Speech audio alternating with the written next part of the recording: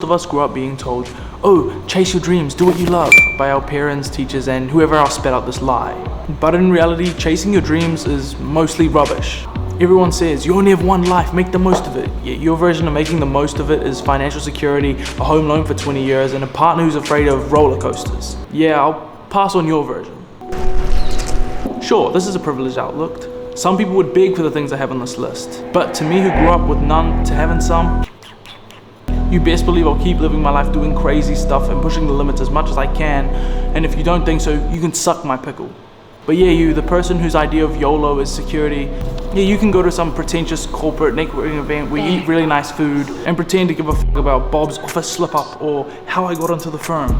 Yeah, I care. Most people, and yes, generalizations are important, because most people don't live out their dreams. Most people were told, you're special by mommy and daddy, you're smart, you're gifted, or whatever else they told you, which by the way is the most obvious form of self-interest bias. But in sad reality, we aren't a dent in 7 billion people. And thinking you're gonna achieve some margin of success based on the fact that you were told this as a kid says a lot about you. Hollywood and teenagers love mental masturbation of success and the hustle and romanticizing the hustle. But in reality, the sacrifice of chasing your dreams, late nights, no friends, giving up sacrifices, yeah, all that cliche stuff, just to produce nothing of meaningful value, comes with hustling. Most people who chase their dreams, contrary to what you might think, spend years struggling and getting fed by parents, peers, and pals. And yes, I did look up synonyms for friends starting with P so I could fit it in there. I'm currently doing what I'd consider chasing the dream. I don't have a job, I spend all day perfecting the skills that are gonna push my dream forward, I drink more caffeine than what's suitable, and I go to sleep thinking, what the f*** am I doing? This is chasing your dream. Chasing your dream isn't some linear path. Chasing your dream is challenging, it's filled with self-doubt and is this good enough?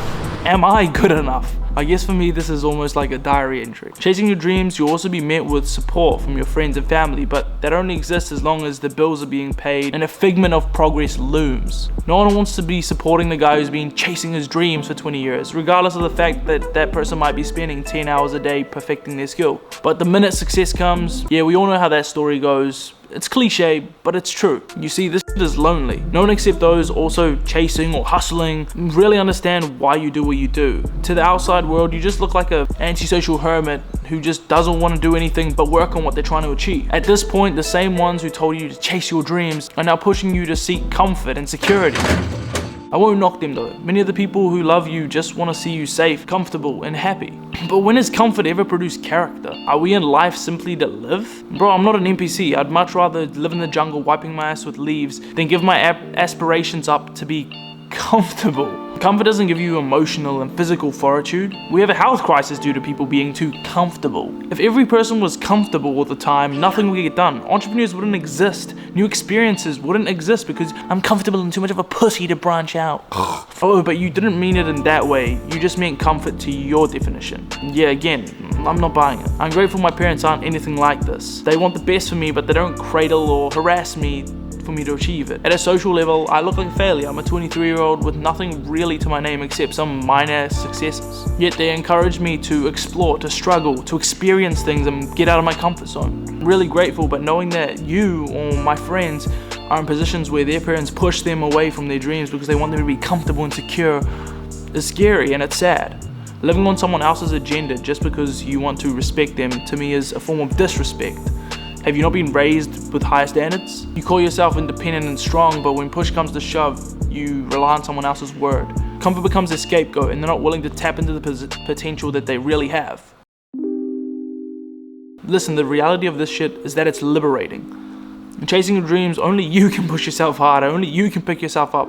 No one's gonna, someone might say something, but it doesn't mean the same if it's not coming from you.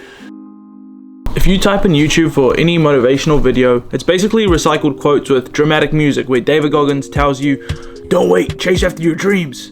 But how? How is one of the hardest questions you ask yourself as a person chasing your dreams. If there was some rigid game plan that was just difficult to do, but you could see an end most people would achieve it, in reality you're again met with the hard truth. You don't have a fucking clue whether your training, work ethic, and effort is enough. On days you feel like your intrinsic system is broken and even extrinsic rewards are futile and meaningless, discipline becomes your best friend because motivation, that ran off a long time ago.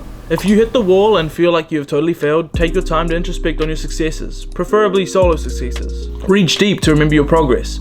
Each defeat has a seed of equal opportunity. I'm getting a bit corny, but in an earthly world where you truly live once, realistically, no one's gonna remember your legacy in 200 years, but you can live out the most memory-filled life strung together by excitement and challenges, or you can choose to settle for what the majority already do and go to your deathbed knowing you fell for what's comfortable. Which one are you?